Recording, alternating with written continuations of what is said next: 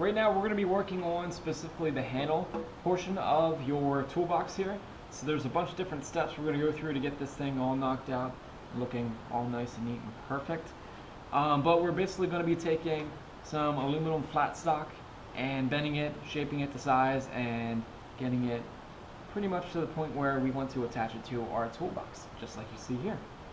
So in the next few steps, I'm going to show you how to make this, take it from a raw material, which is like this flat stock here. It comes in any different length you can find, like anywhere from like 3 foot the whole way up to 8 foot, just like this here. Cut it down to size and make it. So here we go. First thing you'll need to do is measure this thing out to size. As it stands right now, if you take a tape measure and just check it, it's 1/2 inch wide and it should be around 1/8 of an inch thick. We need to cut it to length. Right now it's way too long for our project. We have to cut it down to the exact size that we're looking for. That magic number is 16. You want to cut this thing down to 16 inches in length. So you'll need a tape measure, a Sharpie, and obviously one of these guys here, the aluminum flat stock, which is located back underneath the metalworking table. There should be a stack of it at the very bottom near the floor. So clip the tape measure on one end, and it's a good idea to lock it in place so it doesn't move anywhere. And with the Sharpie here, we need to make a small mark at 16 inches. And it's easiest that I found if you take the Sharpie and make the mark at the very top. It just makes things a lot easier when we go to try and cut it a little bit later. So take that away, put it back. And in order to cut it, the easiest way to do that with this hand tool here, it's known as a hacksaw. It's a blade attached to a saw body or a frame. Has very tiny teeth. The reason it has tiny teeth is because it needs a small amount of area, these small little teeth, to cut through metal. If the teeth were very big, like you would see with maybe like a bandsaw that we have in the middle of the room, or a coping saw, or maybe even just a regular like wooden handsaw, it wouldn't exactly work the right way. It'd probably get caught up because the teeth are way too big. They have to be really small. So we need to take the flat stock, put it in the vise. And I found it's easier if you use these vices at the ends of the table and use the ones that have wood inside of them, not the metal ones, because you can possibly dent or damage the metal. So you might have to have a partner try and steady this thing in place. Or if you're strong enough, you can hold it in one hand. Tighten it down nice and snug. And make sure this line that you drew earlier is close to the edge of the table. If it's too far out here, it'll start to wobble back and forth and be really hard to cut. So make sure it's about like 1 inch or 2 from the side of the table or the side of the vise itself. So just double check before we make your cuts, because you don't want to waste anything. If you make a mistake, yes, you can have a second one, sure, but it's not free. It will cost a replacement fee, okay? So just double check, take the tape measure, measure it out. Yep, that's 16 inches on the nose, so we're all ready to go. Take the hacksaw. Easiest way to use this, put your thumb or hand right next to that line that you drew earlier. We're going to use the side of it basically as a guide, and trust me, it's safe. You won't hurt your finger because basically you're rubbing up against the side of the saw, not directly under it, so you won't get hurt. And it's just easier to make a cut and start cutting this way. So start by starting at the point closest to you on the edge of the saw. Pull back about 1 or 2, maybe 3 times to get a nice groove started here. 3, and once you have a nice groove started, move your hand out a little bit, grip onto this thing to help support it. Just go back and forth. Use the whole length of the saw, and don't push down. Let the saw blade do the work itself. And please make sure you're using the whole length of the saw blade and you're going straight. If you're like going like this, making a small cut, you'll be here for days, okay? So back and forth, hold this thing in place, cut the whole way through. Very straightforward and simple.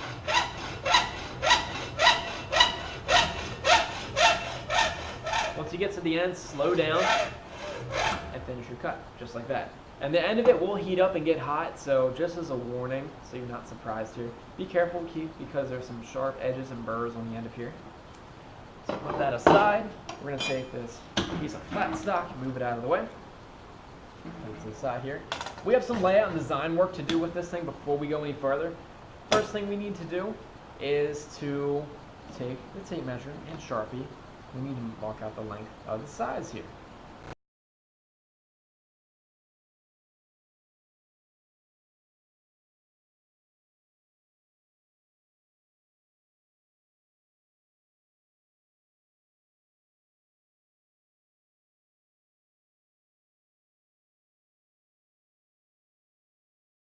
Sides themselves are 3 inches in length, so take the tape measure, clip it on the very end of the metal flat stock, make a mark at 3 inches, and very neatly and nicely try and draw a straight line the whole way across, just like that. So do one side at 3 inches, do the other side at 3 inches.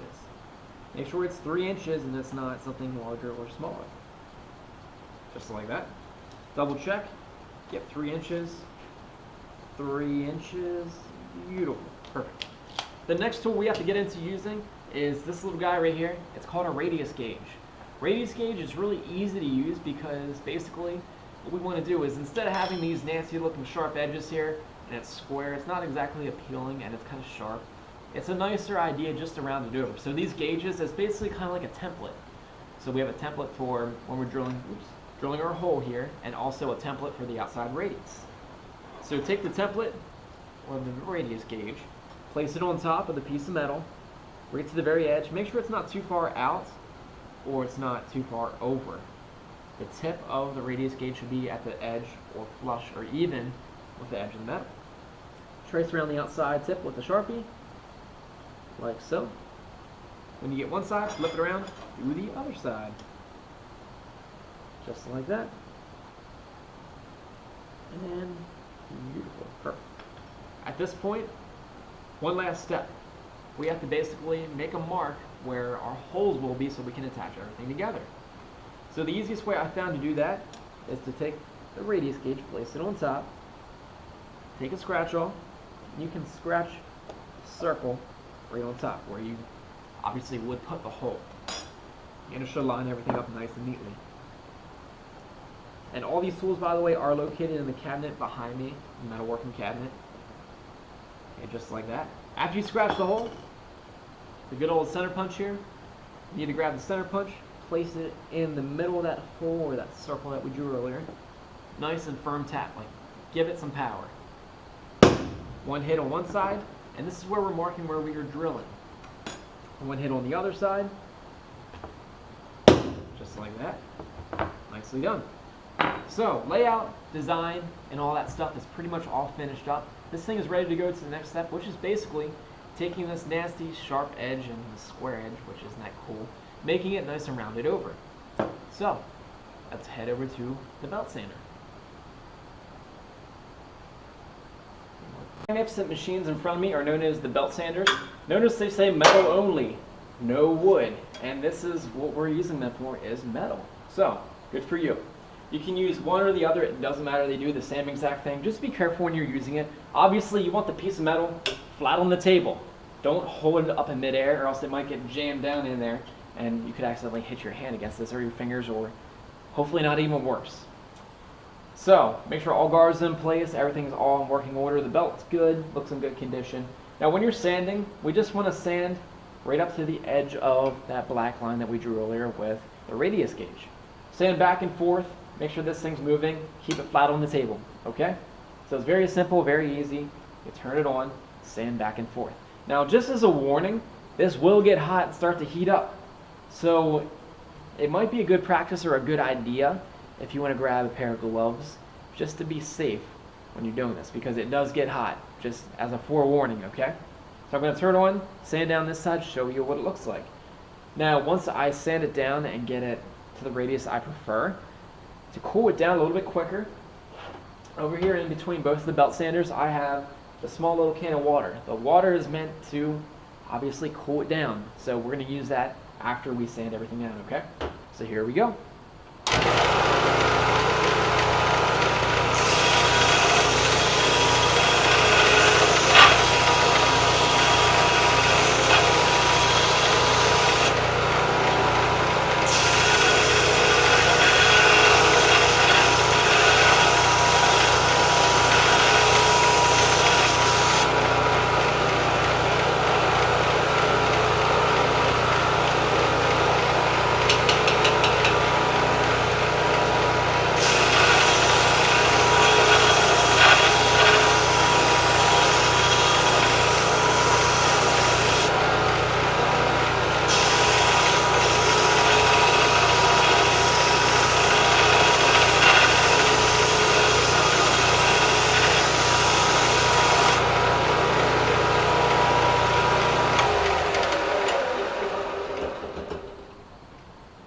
cooled down, just like that, perfect.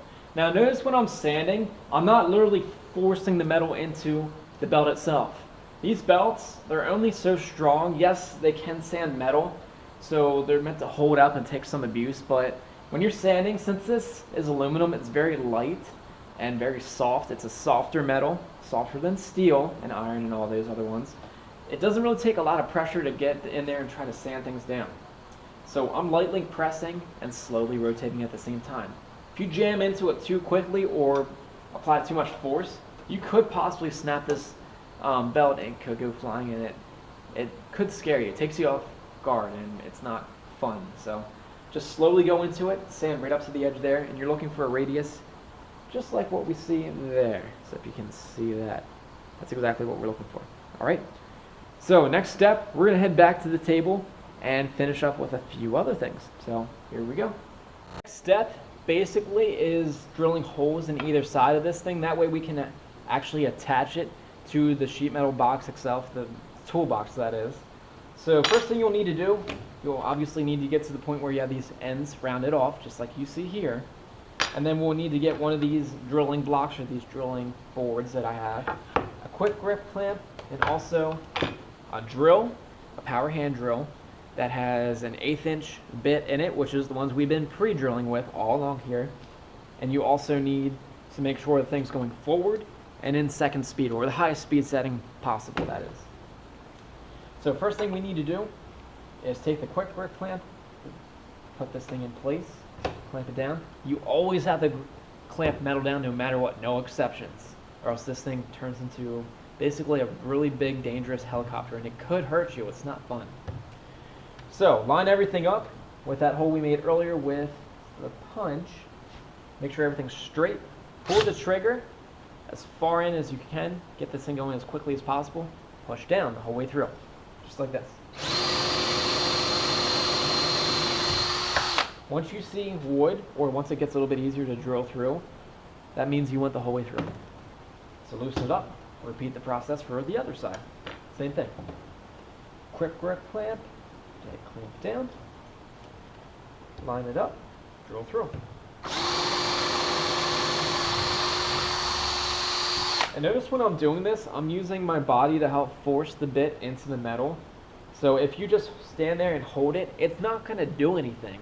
Yes, it might drill a little bit into the metal, but you really need to get on top of it and push down. I'm using kind of my body as a force and pushing down at the same time. Just a little bit easier, okay? Just a tip there. After you're done getting all those sharp edges and burrs, pretty much sand it off with the emery paper, which is in the cabinet right behind me on the bottom shelf.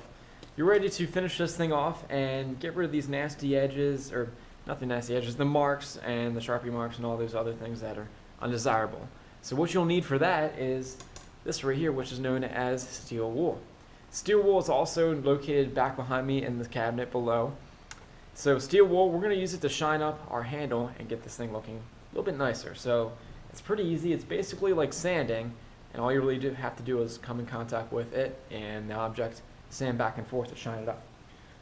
So to shine it up, go the whole length of this entire piece here. Let me move it closer so you can see. Maybe this way. And there is a huge noticeable difference when you look at the place where you did sand and the place where you didn't sand. So make sure you get both sides, all the edges, and the shinier it looks, obviously, the better.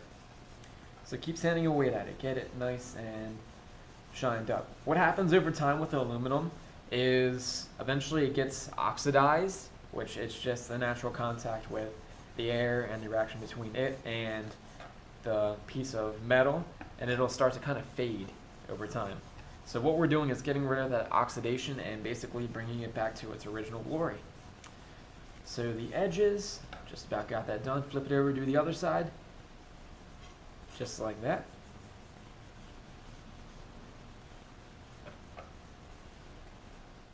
All the burrs and edges sanded down with the emery paper. Got all these nasty marks out. Next step, what you're ready to do is bend this thing and get it to the size and shape that you want to. Get it into that handle shape that we're looking for. Alright, so here we go. Next thing we're going to do is bend this thing to the exact angle that we want it to. Obviously flat, it's not really much of a handle. We have to bend these two ends to a 90-degree angle. So first you'll need a couple tools, obviously your handle. This guy right here, the square. You also need a ball peen hammer. And these little pieces of metal inside this box here, which are known as soft jaws. So the soft jaws, they go over top of the vise jaws, and it's meant to protect the metal or whatever's going inside the vise itself from getting dented or scratched up. That's the whole purpose of these two. So make sure you put them in there before you go any further. So we need to tighten up the vise, get it just about to the point where it's about ready to close, enough that we can fit the flat stock in there. And the line that we drew earlier, we want that facing away from us. Line it up with the top edge, the very top edge of the one side of the vise. Before you tighten it down, make sure this thing's nice and square, straight up and down. Might want to take the square itself and check to see if this thing's straight up and down. You don't want to bend this thing and it comes out to be a weird angle or shape. Once you're happy with it, clamp it down nice and tight. Then we're going to take the hammer and basically bend it or hit it until it comes into that 90-degree angle. So here we go.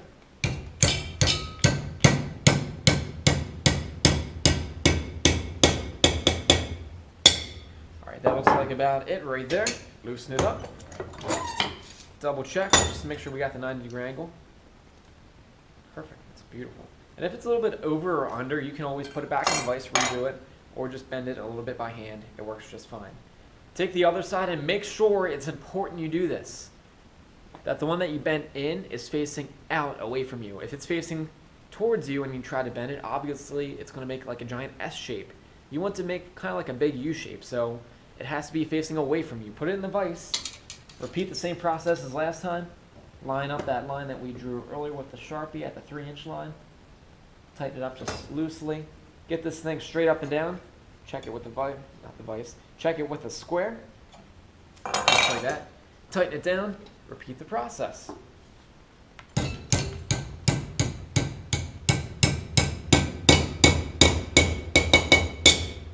I loosen it up. Just like that. Take it out. Check to see if the angle is about at 90 degrees. Perfect.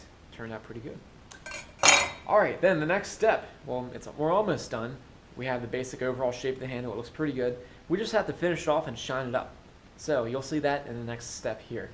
To shine it up, we're going to be using this right here. Kind of looks like sandpaper in a way. It's in a ball. It's known as steel wool. It's also in the supply cabinet, well, the metalworking cabinet right behind me over here on my left. So it's literally a bunch of fibers of steel, kind of like in wool form. Very small, very tiny. It's meant for sanding finer surfaces. It's kind of like sandpaper in a way, but a little bit different.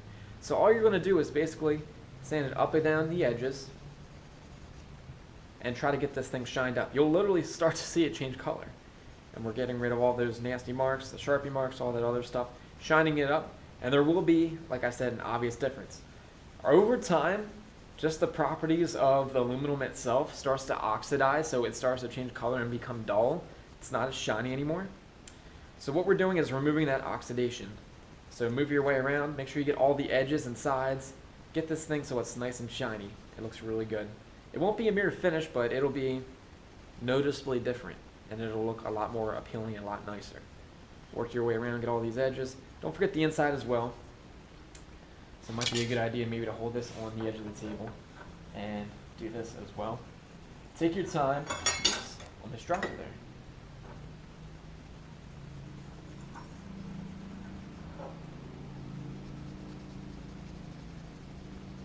Just about done. Just one more side and we're home free.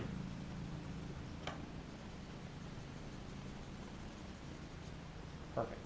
So when you're completely done, this thing should look exactly like how I have it now. You have these nice radius ends that we carved out or sanded away earlier on the belt sander. A hole on either side that is 1/8 inch in diameter. The thing's bent to 90-degree angles on either side. The overall length, like we started with, was 16 inches. And these legs here, these parts that come down, are 3 inches in length. And it's all polished off, just like you see here. And you're pretty much done. Congratulations.